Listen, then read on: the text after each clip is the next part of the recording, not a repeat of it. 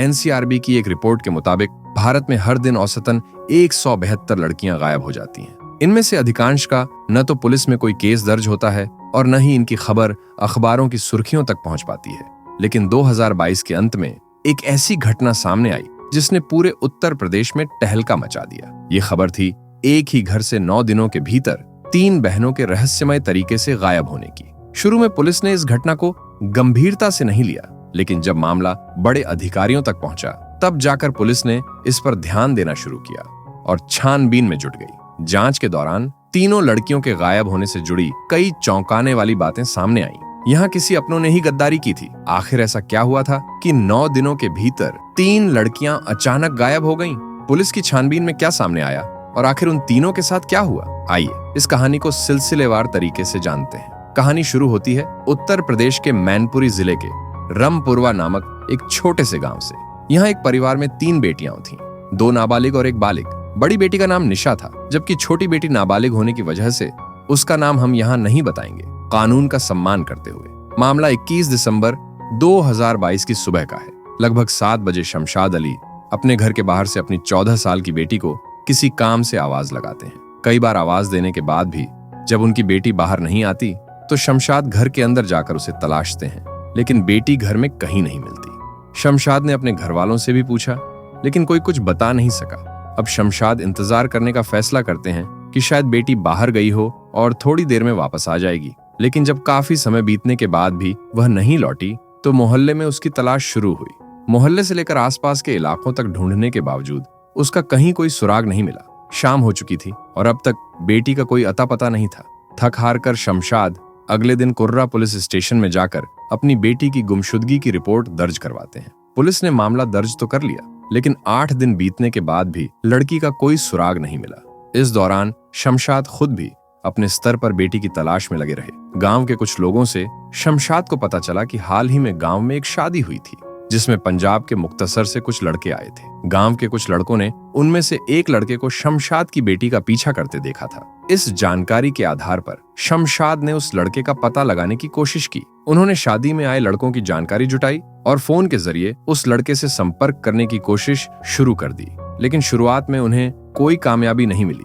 फिर भी उन्होंने हार नहीं मानी और आखिरकार 30 दिसंबर 2022 को उस नंबर पर उनकी बात हो गई। फोन पर उन्होंने अपनी बेटी की आवाज भी सुनी, लेकिन इससे पहले कि वह कुछ और पूछ पाते, कॉल कट गई। शमशाद ने तुरंत इस बात की जानकारी पुलिस को दी। पुलिस ने उस मोबाइल नंबर की लोकेशन ट्रेस की और शमशाद को बताया कि उसकी लोकेशन पंजाब के मुक्तसर में है। पुलिस की इस जानकारी के बाद शमशाद ने अपने 3 रिश्तेदारों के साथ तुरंत एक गाड़ी किराए पर ली और मुक्तसर के लिए निकल पड़े। उधर जब शमशाद मुक्तसर के लिए रवाना हो चुके थे, तब उनके परिवार में कुछ ऐसा हुआ जिसकी उन्होंने कल्पना भी नहीं की थी। शमशाद अभी अलीगढ़ तक ही पहुंचे थे कि उनके बेटे सलमान का फोन आया। सलमान ने बताया कि घर में जो 2 बची हुई बहनें थीं, वो भी अचानक लापता हो गई हैं। इस बार गायब हुई लड़कियों में 22 साल की निशा और 16 साल की मुस्कान थी। अब शमशाद के सामने दोहरी चुनौती आ गई। वह तय नहीं कर पा रहे थे कि पहले गायब हुई बेटी को ढूंढने के लिए पंजाब जाएं या फिर वापस घर लौटकर अभी अभी गायब हुई दोनों बेटियों की तलाश करें। लेकिन उन्होंने हिम्मत दिखाते हुए पंजाब जाने का फैसला किया ताकि पहले अपनी बड़ी बेटी का पता लगाया जा सके। लंबी यात्रा के बाद आखिरकार शमशाद मुक्तसर पहुंच गए। शमशाद पंजाब पहुंचते ही सबसे पहले स्थानीय पुलिस स्टेशन में जाकर अपनी बेटियों के गायब होने की जानकारी पंजाब पुलिस को देते हैं। लेकिन तमाम कोशिशों और मिन्नतों के बावजूद पंजाब पुलिस यह कहकर मदद से इनकार कर देती है कि उत्तर प्रदेश पुलिस की ओर से उन्हें कोई आधिकारिक सूचना नहीं दी गई है। पंजाब पुलिस यह भी कहती है कि अगर वह स्थानीय पुलिस के साथ आते तो उनकी मदद की जा सकती थी। शमशाद की दुहाई और उनके गिड़गिड़ाने के बाद भी जब कोई सहायता नहीं मिलती तो वह मायूस होकर खाली हाथ वापस लौट आते हैं। घर पहुंचते ही शमशाद सीधे पुलिस स्टेशन जाते हैं और इस बार अपनी 2 और बेटियों निशा और मुस्कान के अपहरण की रिपोर्ट दर्ज करवाते हैं। जब तक एक ही बेटी गायब थी तब तक प्रशासनिक स्तर पर मामला ठंडा ही था, लेकिन अब 2 और बेटियों के गायब होते ही पूरा प्रशासन हिल जाता है। जल्द ही शमशाद मैनपुरी के एसपी विनोद कुमार से मिलते हैं और पूरी घटना की तफसील उन्हें बताते हैं। एसपी के आदेश पर तीनों बेटियों की तलाश के लिए 2 विशेष टीमें गठित की जाती हैं। शमशाद पुलिस के सामने अपना बयान दर्ज करवाते हुए बताते हैं कि 4 नवंबर 2022 को उनके मोहल्ले में राकेश नामक व्यक्ति की बेटी की शादी थी। इस शादी में राकेश के कुछ दोस्त पंजाब से आए थे, जिनमें से एक लड़के का नाम भरत सिंह था। मोहल्ले के लोगों ने बताया कि भरत सिंह को उनकी बेटियों के इर्द गिर्द देखा गया था। शमशाद का शक पुख्ता होता जा रहा था और वह पुलिस के सामने भरत सिंह को ही इस मामले का मुख्य आरोपी बताते हैं। इसके बाद कुर्रा पुलिस स्टेशन के SHO उस मोबाइल नंबर पर कॉल लगाते हैं जो शमशाद ने उन्हें दिया था। कॉल उठाने वाला व्यक्ति अधेड़ उम्र का था जिसने खुद को भरत सिंह का पिता बताया, लेकिन हैरानी तब हुई जब फोन के पीछे से शमशाद की छोटी बेटी की घबराई हुई आवाज सुनाई दी। वह रोते हुए अपने अब्बा से कहती है, अब्बा मैं वापस नहीं आ पाऊंगी। इसके बाद फोन अचानक काट दिया जाता है। हालांकि फोन कट गया था, लेकिन पुलिस अब उस मोबाइल नंबर को ट्रेस करती है और इसकी लोकेशन पंजाब के मुक्तसर में पाती है। 10 जनवरी 2023 को शमशाद और पुलिस मुक्तसर के लिए रवाना होते हैं, लेकिन वहां पहुंचने पर सिर्फ मायूसी हाथ लगती है क्योंकि उस लोकेशन पर कोई नहीं था और घर पर ताला लटका हुआ था। पुलिस खाली हाथ लौट आती है और मामला फिर से अधर में लटक जाता है। 1.5 महीने तक पुलिस लगातार इस केस में जुटी रहती है, लेकिन कोई ठोस सुराग हाथ नहीं लगता। फिर एक दिन पुलिस को उसी मोबाइल नंबर की लोकेशन दोबारा से पंजाब में मिलती है। इस बार बिना समय गंवाए पुलिस टीम तुरंत पंजाब के लिए निकलती है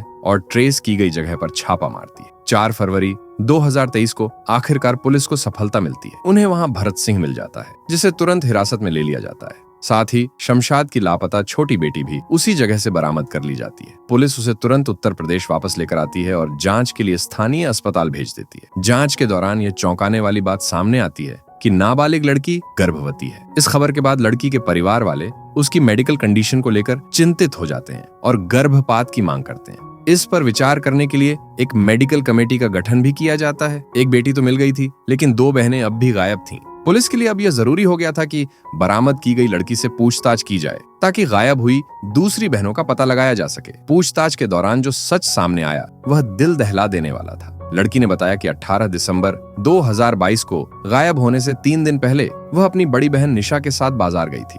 वहां निशा ने उसे राहुल नाम के एक लड़के से मिलवाया। निशा ने बताया कि राहुल उसका दोस्त है और बहुत अच्छा लड़का है। मुलाकात के दौरान राहुल ने निशा की छोटी बहन को महंगा मोबाइल और दूसरी चीजें दिखाई। उसने लड़की को प्रभावित करने की कोशिश की और कहा, अगर तुम्हें भी यह सब चाहिए तो मैं तुम्हारी मदद कर सकता हूँ। राहुल ने यह भी बताया कि उसकी जान पहचान कई बड़े लोगों से है और वह दिल्ली में एक बड़ी कंपनी में काम करता है। निशा ने अपनी छोटी बहन को यह समझाया कि राहुल दोनों को दिल्ली लेकर जाएगा और वहां किसी बड़ी कंपनी में अच्छी नौकरी दिलवा देगा। शमशाद की बेटियों की दर्दनाक कहानी यहाँ से और भी गहरी होती जाती है। 21 दिसंबर 2022 की आधी रात थी जब निशा अपने छोटे बहन के साथ घर से चुपचाप निकल जाती है। दोनों बहनें घर के बाहर इंतजार कर रहे राहुल से मिलती हैं, जो उन्हें लेकर तुरंत रेलवे स्टेशन पहुंचता है। वहां पहले से ही भरत सिंह नाम का एक व्यक्ति दोनों का इंतजार कर रहा था।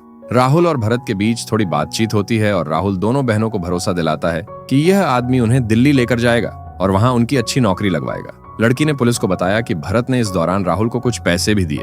इसके बाद भरत ने दोनों बहनों को मिठाई दी, जिसे खाने के बाद छोटी बहन को कुछ भी याद नहीं रहा। जब उसे होश आया तो उसने खुद को एक अनजान घर में कैद पाया। बड़ी बहन निशा वहां मौजूद नहीं थी। जब लड़की ने भरत से पूछा कि वह कहाँ है तो उसने बताया कि वह पंजाब में है और निशा अब दिल्ली में है। उसने यह भी कहा कि जल्द ही वह उसे भी दिल्ली लेकर जाएगा। कुछ दिन बाद भरत सचमुच लड़की को पंजाब से दिल्ली ले आया, लेकिन उसे एक कमरे में बंद रखा। यहाँ वह उसके साथ जबरन संबंध बनाता रहा। लड़की ने बताया कि जब उसने विरोध किया तो भरत ने उसे धमकाया कि अगर वह नौकरी चाहती है तो उसे ये सब करना होगा। लड़की ने कहा कि वह भरत की धमकियों से डर गई और वही किया जो उसे करने के लिए कहा गया। यह सिलसिला कई दिनों तक चलता रहा, जब तक कि एक दिन एक महिला उसे अपने साथ पंजाब ले आई और उसे जबरदस्ती जिस्म फरोशी के धंधे में धकेल दिया गया। यह सिलसिला तब तक जारी रहा जब तक पुलिस ने उसे बरामद नहीं कर लिया। लड़की के इस बयान से पुलिस को यह एहसास हुआ कि इस साजिश में न केवल भरत और राहुल का हाथ था, बल्कि उसकी अपनी बड़ी बहन निशा भी शामिल थी। पुलिस ने तुरंत निशा और राहुल की तलाश शुरू कर दी। दूसरी ओर निशा को अपनी छोटी बहन की बरामदगी की खबर मिल गई थी।